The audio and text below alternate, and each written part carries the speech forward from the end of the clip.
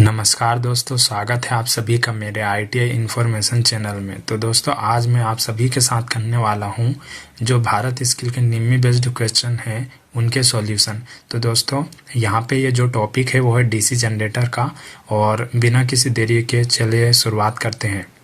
Question number 1, what is the name of the part marked as X in DC generator. DC generator में X के रूप में चिन्हित भाग का नाम क्या है? तो दोस्तों आपको दिख रहा है ये कम्यूटेटर है और एक्स से चिन्हित भाग है commutator riser. Option C is right answer. What is the name of DC generator. DC generator का नाम क्या है? तो दोस्तों देखिए जो आर्मेचर और फील्ड वाइंडिंग है, सीरीज फील्ड वाइंडिंग, वो शंट फील्ड के पैरेलल में है। तो ये दोस्तों ये तो हो गया लॉन्ग शंट, और उसके बाद तीर का निशान अगल बगल में है, इसका मतलब differential long shunt cumulative compound generator. Option A is right answer. Which rule is use to find the direction of induce EMF in DC generator. तो दोस्तों डीसी जनरेटर में प्रेरित EMF की दिशा ज्ञात करने के लिए हम फ्लेमिंग के राइट हैंड रूल का उपयोग करते हैं। Option D is right answer. Which formula is use to calculate the generator EMF in DC generator. DC generator में उत्पन्न EMF की गणना करने के लिए कौन सा सूत्र उपयोग किया जाता है? तो दोस्तों EMF बराबर होता है Z∅N/60 into P/A। Option C is right answer. What is the formula to calculate back EMF of DC motor. तो डीसी मोटर में क्या है? DC motor okay. तो EB is equal to V minus IA into IR। तो दोस्तों option C is right answer. What is the name of the part marked X in DC generator. तो दोस्तों ये पोलसू को बता रहा है, ये आप तो समझ ही गए होंगे, पोलसू। Option D is right answer. What is the name of DC generator. DC generator देखिए ये अलग से मतलब फील्ड को एक्साइटेशन दी जा रही है, इसका मतलब सेपरेटली एक्साइटेड डीसी जनरेटर है। Option D is right answer. Which energy is converted into electrical energy by generator. Generator द्वारा किस ऊर्जा को विद्युत ऊर्जा में परिवर्तित किया जाता है? तो दोस्तों मैकेनिकल ऊर्जा को। और दोस्तों काइनेटिक तब आता अगर ये टरबाइन का बोलता तो option D is right answer. What is the name of DC generator is DC generator field. तो दोस्तों ये जो है ये है कम्युलेटिव कंपाउंड जनरेटर का। Option D is right answer. What is the principle of DC generator. DC generator का जो प्रिंसिपल है वो है Faraday law of electromagnetic induction. Option D is right answer. What is the formula for dynamically induce EMF। तो ये होता है BL/V sin theta ना, और एक होता है स्टैटिकली, वो होता है -N/dφ/dt। तो दोस्तों इसका आंसर है option C. Which rule is use to find direction of magnetic field. चुंबकीय क्षेत्र की दिशा ज्ञात करने के लिए किस नियम का उपयोग किया जाता है? तो ये होता है फ्लेमिंग के right hand rule. Option D is right answer. What is the name of part of DC generator. तो दोस्तों ये खोखला, अगर इसमें वाइंडिंग होती तो हम कहते हैं ये है स्टेटर, लेकिन ये खोखला है इसलिए हम इसे कहेंगे योक या फ्रेम या आधार। Option D is right answer. How many parallel path in duplex lap winding. तो L बराबर P होता है, मतलब 4 पोल है तो 4 हो जाएंगे, लेकिन इसमें प्लेक्स की संख्या 2 है तो 2 into 4 is equal to 8। Option C is right answer. Name the part of DC generator. DC generator के भाग का नाम बताइए। तो दोस्तों ये है आर्मेचर कोर का lamination. Option D is right answer.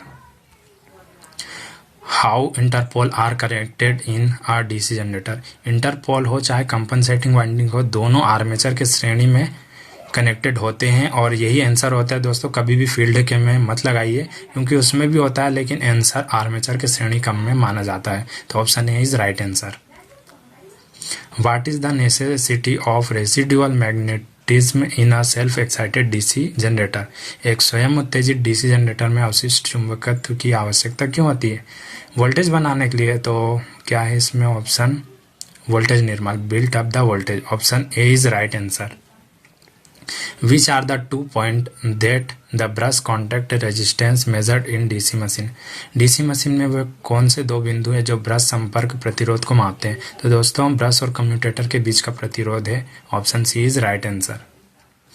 Which voltage drop is indicated in the person marked as X. किस वोल्टेज ड्रॉप को एक्स के रूप में चिन्हित किया जाता है? तो दोस्तों ये है आर्मेचर रिएक्शन। आपको पता होगा अगर आपने इसका ये जो ब्लॉक डायग्राम जो भी है इसको पढ़ा होगा तो इसका आंसर है armature reaction. Option C is right answer.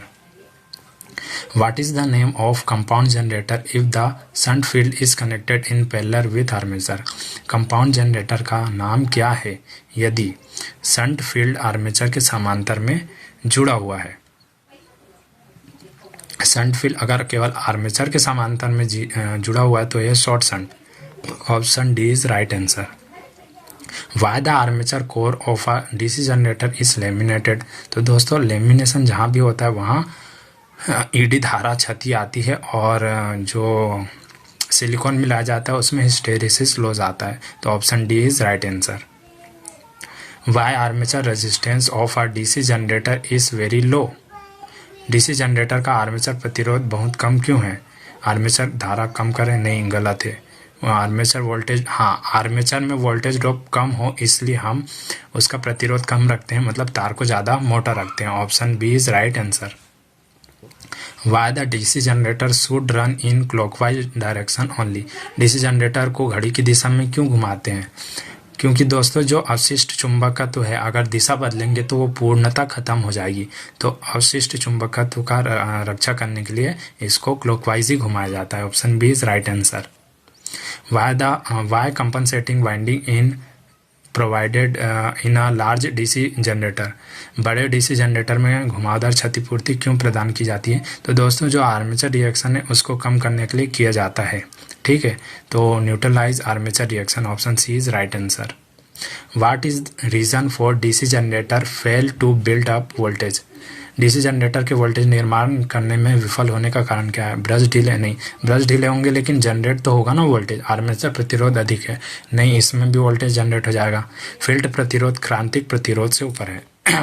तो दोस्तों फील्ड वाइंडिंग का जो एक प्रतिरोध होता है क्रिटिकल रेजिस्टेंस उससे ज़्यादा है तो फील्ड में करंट प्रवाहित ही नहीं होगी और जो वोल्टेज है वो निर्माण नहीं होगा। तो option C is right answer.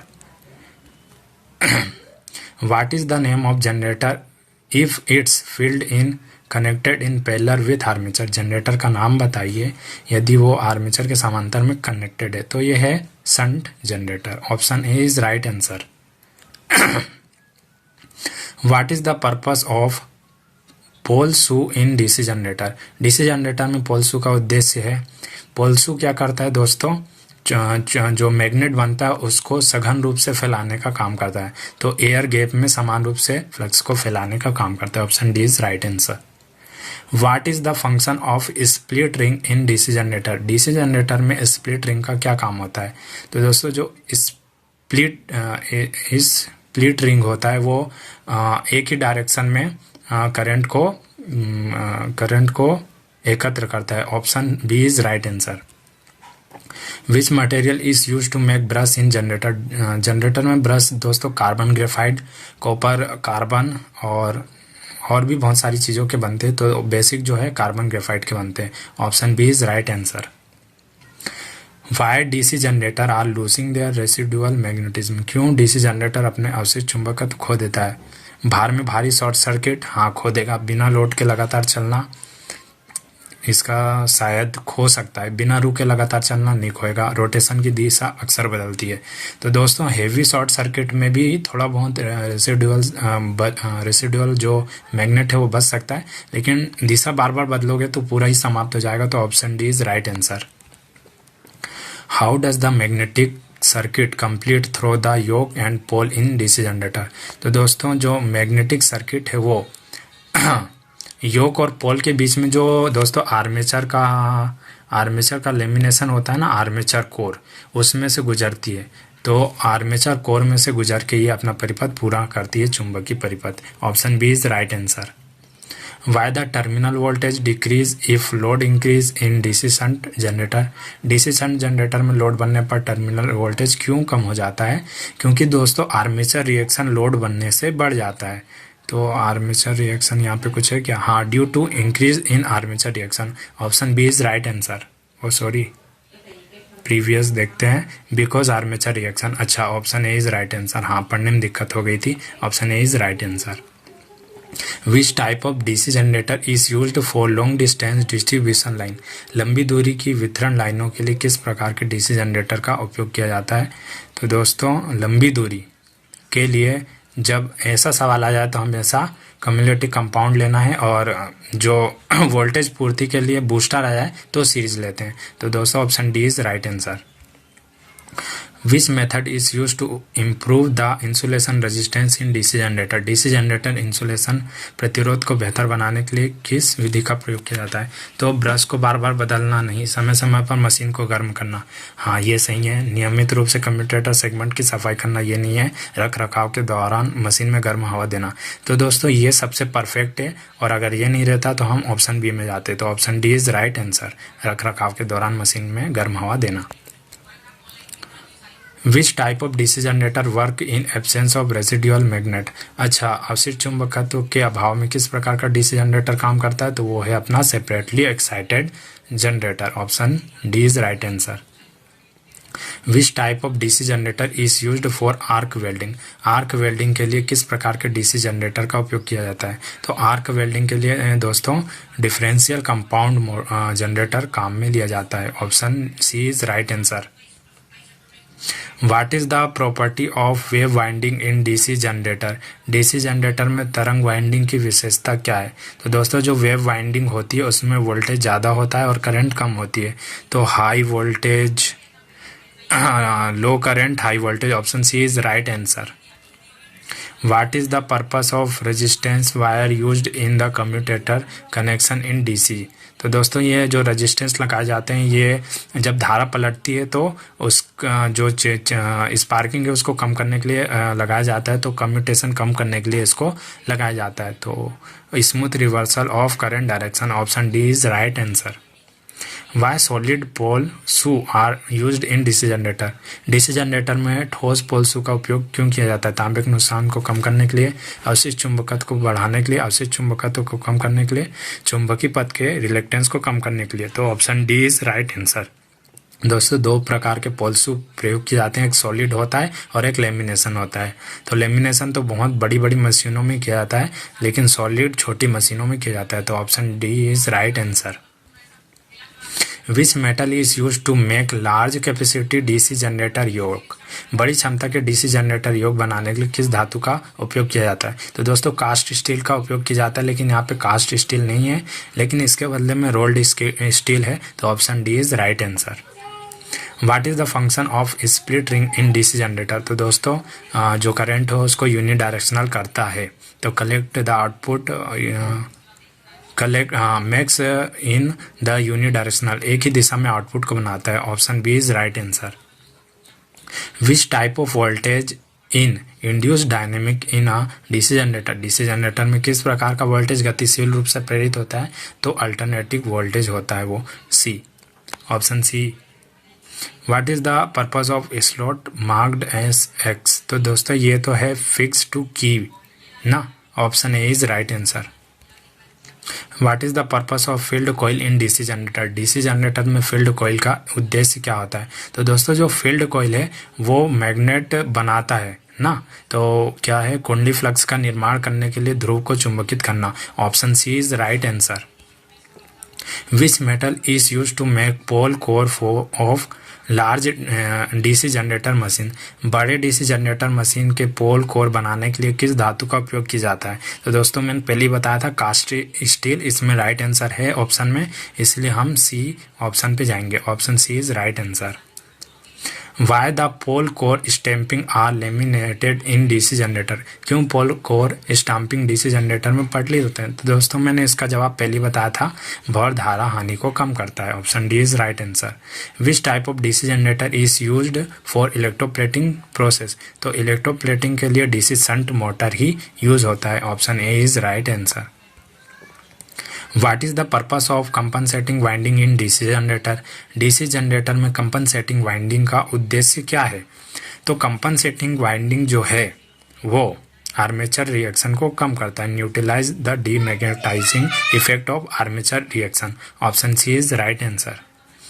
What is the effect if the shunt field resistance is above critical resistance value in DC generator. तो दोस्तों क्रांतिक प्रतिरोध का मान फील्ड क्रांतिक प्रतिरोध से ज़्यादा हो जाएगा, मतलब एक लेवल होता है हद से ज़्यादा प्रतिरोध फील्ड का, उससे भी ज़्यादा हो जाएगा तो फिर वो वोल्टेज कहाँ दे पाएगा, उसमें से धारा ही प्रवाहित नहीं होगी। तो सेल्फ एक्साइटेड जो भी है, ये शंट है ना, तो सेल्फ एक्साइटेड है जनरेटर है, तो ये धारा प्रवाहित नहीं होगी फील्ड में, तो ये करंट जनरेट नहीं कर पाएगा, वोल्टेज नहीं बना पाएगा। तो option C is right answer. What is the effect of armature reaction in DC generator. DC generator में आर्मेचर प्रतिक्रिया प्रभाव क्या होता है। तो दोस्तों जो इसका प्रभाव होता है वो वोल्टेज को डिक्रीज कर देता है। Option B is right answer.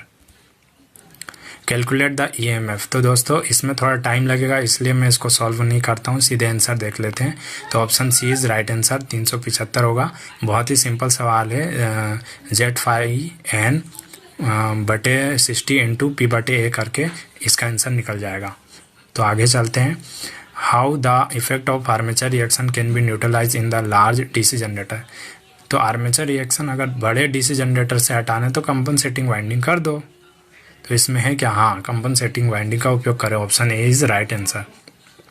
What is the effect in DC generator if it is kept ideal for long time. DC generator में क्या प्रभाव होता है अगर इसे लंबे समय तक बंद कर दे। दोस्तों अगर लंबे समय तक किसी डीसी जनरेटर को बंद कर दोगे तो उसका जो सेल्फ रेसिडुअल जो चुंबकत्व है, अवशिष्ट चुंबकत्व है, वो खत्म हो जाएगा। तो lose residual magnetism. Option D is right answer. Calculate the. तो दोस्तों इसका भी आंसर आप निकाल लीजिएगा, बहुत कैलकुलेशन है, आंसर देखते सीधे 640 वोल्ट।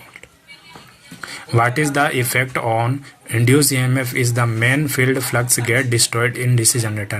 यदि मुख्य क्षेत्र का प्रवाह DC जनरेटर में विकृत हो जाए तो EMF। तो दोस्तों ये तो बोल रहा है मेन फील्ड ही पूरा मतलब डिस्ट्रॉय हो जाएगा, तो EMF बनेगा कैसे जब मैग्नेट ही नहीं होगा। तो इसमें आएगा प्रेरित EMF कोई बदलाव नहीं, प्रेरित EMF शून्य हो जाएगा। Option D is right answer. What is the cause for heavy sparking in the brushes of DC generator. DC generator में अगर हेवी स्पार्किंग होती तो इसका मतलब ये है कि MNA और GNA पोजीशन चेंज हो गए हैं। तो जो GNA चेंज हुआ है उसको MNA में रखना है, जिससे स्पार्किंग कम हो जाएगी। तो option C is right answer. What is the name of the part X in DC. तो दोस्तों यहाँ पे ये सवाल गलत हो रहा है। इसका मतलब जितने भी क्वेश्चन हमको करने थे वो हमने कर लिए हैं, और दोस्तों इसमें कुल टोटल 56 क्वेश्चन थे जो हमने सॉल्व कर लिए हैं। अगर आपको ये वीडियो अच्छी लगी हो तो प्लीज़ वीडियो को लाइक और शेयर ज़रूर कर दीजिए, और ऐसी नई नई वीडियोज़ देखते रहने के लिए प्लीज़ मेरे चैनल को सब्सक्राइब कर लीजिए। Thank you for watching.